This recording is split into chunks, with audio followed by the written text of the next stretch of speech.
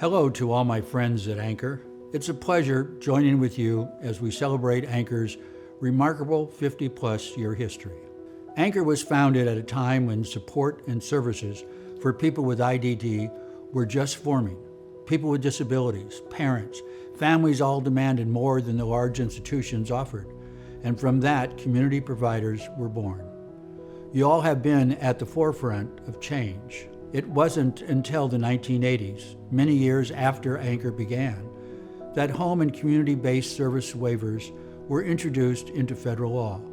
The Medicaid statute began to shift, and you were part of that. The ADA passed in 1990, and you were part of that also. And the famous Olmstead decision came out of the Supreme Court later that decade, and you embraced what it meant for the expansion of services you provide, and have met that task. I have deeply enjoyed being involved with ANCOR and its members over the years on several critically important campaigns.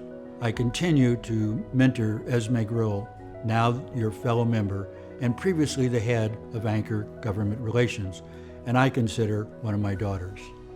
I joined Esme several years ago in California when Linda Pollard and others to help lead a fight for the fulfillment of the Landerman Act and fair reimbursement rates. And I was honored to speak at your 2016 annual conference in Chicago to continue to push forward your advocacy.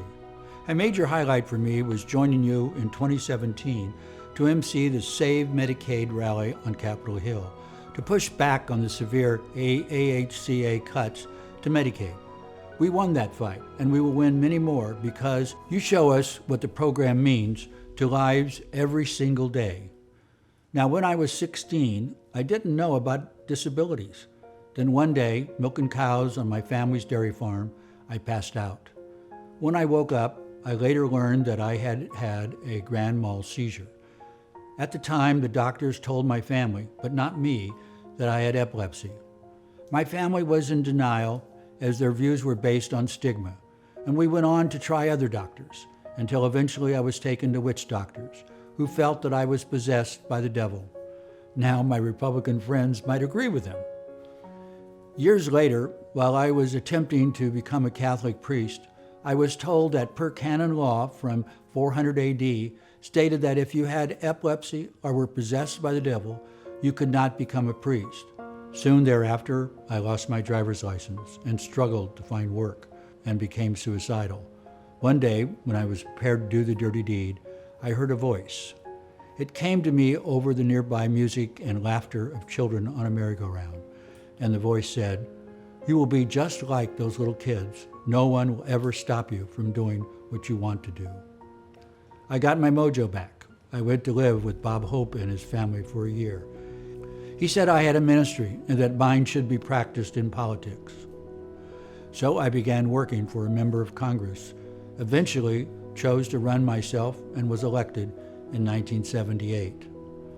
After winning, I got deeply involved in disability rights. You see, I've had seizures for the last 60 years and continue to have them to this day.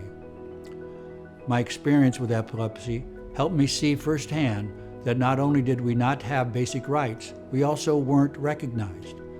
I became the original sponsor of the Americans with Disabilities Act.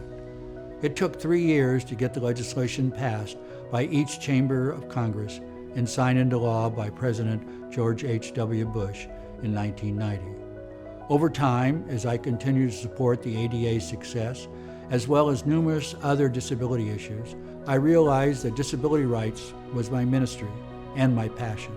Your ministry, as a provider, is to ensure that inclusion of people with disabilities in the community, even when things get dark, you need to keep pursuing your ministry.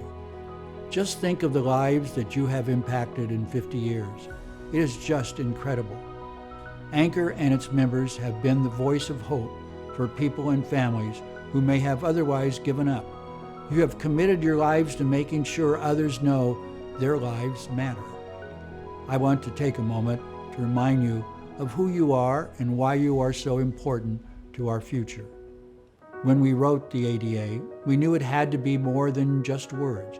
It had to be put to action. Providers are key in effecting that access promised by the ADA. You are the implementers. The services and support you provide for individuals who are in great need is nothing short of exemplary. Nothing wavering, always problem solving, and you've done it every day for 50 years. Let us celebrate, but let us not coast either. We are at a pivotal moment in providing services for people with disabilities. We need your continued leadership and voice, and your personal recommitment to strengthen our workforce, uphold the civil rights of people with intellectual and developmental disabilities, find new ways to promote community inclusion, and do everything you can to ensure that as a society we continue doing better by those most in need.